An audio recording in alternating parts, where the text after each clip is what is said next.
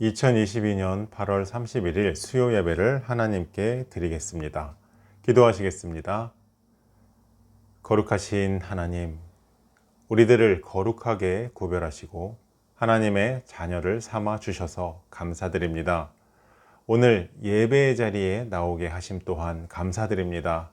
나를 사랑하는 자들이 나의 사랑을 입으며 나를 간절히 찾는 자가 나를 만날 것이다 라는 말씀처럼 이 시간에 하나님을 만나는 시간, 그 교제의 시간을 기대하고 가장 중요한 우리들의 삶의 목표가 되기를 소원합니다.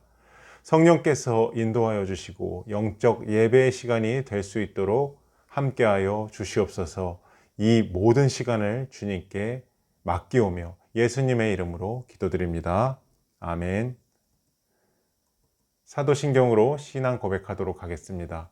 전능하사 천지를 만드신 하나님 아버지를 내가 믿사오며 그 외아들 우리 주 예수 그리스도를 믿사오니 이는 성령으로 잉태하사 동정녀 마리아에게 나시고 본디오 빌라도에게 고난을 받으사 십자가에 못 박혀 죽으시고 장사한 지 사흘 만에 죽은 자 가운데서 다시 살아나시며 하늘에 오르사 전능하신 하나님 우편에 앉아 계시다가 저리로서 산 자와 죽은 자를 심판하러 오시리라. 성령을 믿사오며 거룩한 공예와 성도가 서로 교통하는 것과 죄를 사하여 주시는 것과 몸이 다시 사는 것과 영원히 사는 것을 믿사옵나이다. 아멘.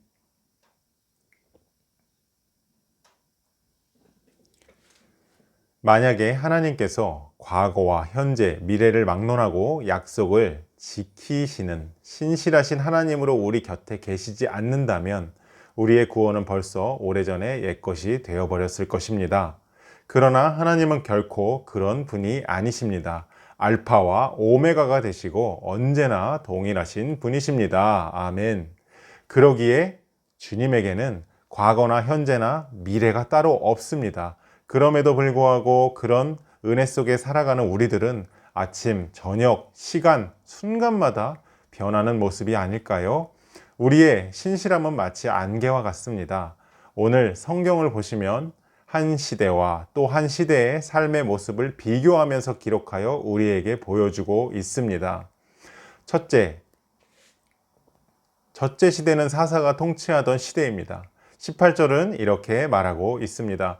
여호와께서 그들을 위하여 사사들을 세우실 때에는 그 사사와 함께 하셨고 그 사사가 사는 날 동안에는 여호와께서 그들을 대적의 손에서 구원하셨으니 이는 그들이 대적에게 압박과 괴롭게 함을 받아 슬피 부르짖음으로 여호와께서 뜻을 돌이키셨음이거늘. 사사란 누구입니까? 사사란 말은 재판자, 판단하는 자, 공의와 정의를 세워가는 자를 의미하는 것입니다. 즉 지금 시대로 말하면 시장과 같은 지위에 있는 사람을 말합니다. 그들은 다스리는 시대에는 하나님께서 사사와 함께 하셨습니다. 사사가 대적의 손에서 이스라엘 백성들을 구해내고 기도 응답을 받았던 시대였습니다. 이스라엘 백성들이 하나님이 세우신 사사의 말에 순종하면 하나님께서 복을 내리셨던 시대였습니다. 하나님의 살아계심을 경험하고 하나님의 은혜 속에서 형통하는 삶을 하나님이 세우신 지도자가 있는가 없는가, 그 말씀에 순종하는가 거역하는가에 따라 결정이 되었던 시대입니다. 여러분 각자 삶 속에 목자장 되시는 예수 그리스도를 모시고 그분을 바라보시기를 주님의 이름으로 축원을 드립니다. 두 번째로 사사가 없었을 때입니다. 두 번째 시대는 사사가 없었을 때입니다. 19절을 보시면 사사가 죽은 후에는 그들이 돌이켜 그들의 조상들보다 더욱 타락하여 다른 신들을 따라 섬기며 그들에게 절하고 그들의 행위와 패역한 길을 그치지 아니하였으므로 라고 말씀하고 있습니다. 사사가 없을 때의 특징입니다. 타락하여 라는 말은 사학, 퇴폐, 타락, 복합적으로 의미한 것으로서 부패의 길로 가는 과정을 말하는 것입니다. 즉 지도자가 없으면 자기 중심적으로 살아가게 된다는 것을 우리는 말씀을 통해서 확인을 할 수가 있는 것입니다. 우리 어린 자녀들도 부모의 권위를 떠나면 자기 마음대로 삽니다. 그것은 방종이며 절대로 바르게 살아갈 수 없는 것이죠. 부모의 통제 속에서 살아가야 아이가 바른 방향을 향해 갈 수 있는 것입니다. 물론 아이들의 생각을 부모가 정확하게 이해할 수는 없습니다. 세대 차이가 있기 때문에 그렇습니다. 그러나 부모가 경험을 통해서 얻은 삶의 지혜로 방향을 제시하고 권면하며 순종하고 따라가도록 지도해야 하는 것입니다. 그래서 지도자가 반드시 있어야 합니다.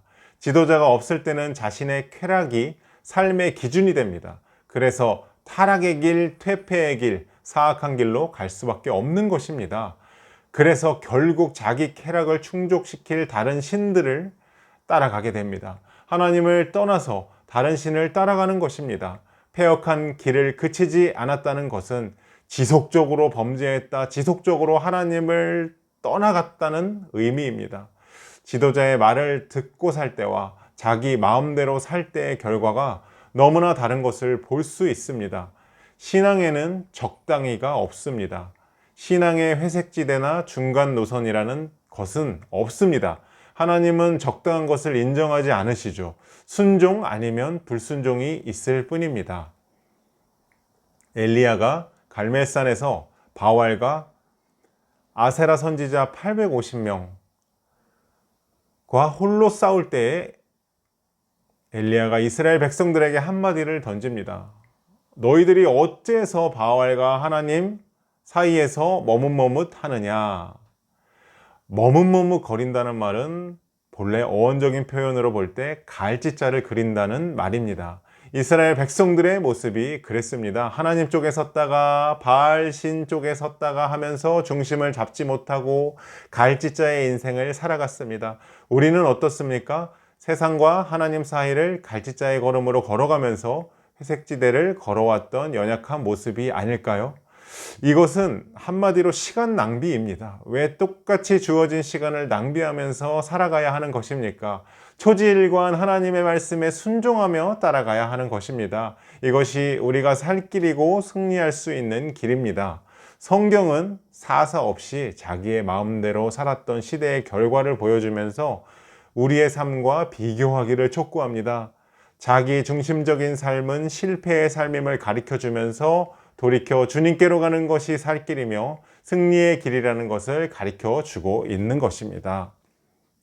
우리 남은 삶의 시간 동안 초지일관 하나님의 말씀에 순종하고 복종하기를 원합니다. 하나님이 성경에서 말씀하신 대로 변함이 없는 신실하신 하나님이십니다. 동시에 하나님은 우리를 시험하신 하나님이십니다. 물론 주님이 우리를 떠나시는 것이 아닙니다. 하나님이 우리를 지키고 인도하시겠다는 약속은 영원토록 변함없기 때문에 하나님은 우리를 절대로 떠나거나 변하시지 않으십니다. 하나님은 너희에게 약속한 것을 이루기까지 내가 절대로 너희를 떠나지 않겠다고 말씀하고 계십니다. 하나님의 약속만큼 정확한 도장이 어디에 있습니까? 아침 저녁으로 변하는 사람들의 그 말을 믿을까요? 우리는 아닙니다. 우리는 신실하신 하나님, 절대로 변하시지 않으시는 하나님이시면서 동시에 순간순간 우리와 함께 하시고 우리를 테스트하시는 하나님이심을 이해해야 하는 것입니다. 그것은 죄성을 지닌 인간의 마음을 하나님께로 고정시키려는 사랑의 테스트인 것을 우리가 알아야 하는 것입니다. 인간은 상황에 따라서 변합니다. 그러나 하나님은 변하시지 않습니다. 본문은 죄를 지었을지라도 부르짖고 돌이키면 하나님께서 다시 은총을 베푸시고 구원해 주신다고 말하고 있습니다. 사랑의 약속에 신실하신 하나님, 그 약속의 근거에서 우리를 통치하시는 하나님의 모습을 볼 수 있지 않겠습니까? 여호와 이레의 하나님 앞에 기도하시기를 바랍니다. 혹시 직장이나 생업에 비전을 가지고 출발하셨다면 틀림없이 하나님께서 미리 가서 정지 작업을 하셨을 것입니다. 구름기둥과 불기둥으로 이스라엘을 인도하시고 홍해를 갈라서 이스라엘 백성들을 안전하게 보호하셨던 하나님께서 힘들고 어려울 때 인도하시고 이끌어 주실 것입니다. 아멘. 뿐만 아니라 우리 삶의 노정에서 우리가 하나님의 말씀에 순종하는지 거역하는지, 하나님을 사랑하는지 사랑하지 않는지 시험하실 것입니다. 마지막으로 본문 22절은 이렇게 말하고 있습니다. 이는 이스라엘이 그들의 조상이 지킨 것 같이 나 여호와의 도를 지켜 행하나 아니하나 그들을 시험하려 함이라 하시니라. 아멘. 우리는 믿음이 성장해 감에 따라 변화되는 삶을 살아야 합니다. 점점 다른 사람의 마음을 감동시킬 수 있는 인격과 영성이 나타날 수 있어야 합니다. 어떤 상황에서든지 양보하고 이해하면 용서하고 받아주시는 하나님의 사랑의 자녀이기 때문에 그렇습니다. 1차원적인 것, 즉 나 혼자 잘 먹고 잘 사는 것, 내 배만 채우다가 끝나는 인생이라면 짐승하고 무슨 차이가 있겠습니까? 이런 1차원적인 삶이 우리의 목표가 아닙니다. 우리는 훨씬 더 가치 있고 숭고한 삶, 보이지 않는 영적인 세계의 삶을 살아가는 사람들입니다. 이것이 우리의 최종 목표가 되어야 합니다. 목표를 조금 더 높게 잡고 하나님의 시험을 잘 통과해서 저 높은 승리의 고지를 향해 열심히 달려갈 수 있기를 바랍니다. 열심히 수고하고 열심히 기도하고 훈련받아서 시간이 지날수록 멋지게 바뀌어가는 인생을 사는 저와 여러분 되시기를 주님의 이름으로 간절히 축원합니다. 이 시간 기도하도록 하겠습니다. 임마누엘의 하나님과 동행하는 삶, 그런 삶을 살게 해달라고 기도하시고, 두 번째로 나 혼자 잘 먹고 잘 사는 것이 아니라 영적 지도자가 되어서 내 주변에 있는 사람들을 잘 지도해 나가고 그들에게 복을 전달하여 줄 수 있는 삶을 살게 해달라고 이 시간 다 같이 기도하도록 하겠습니다.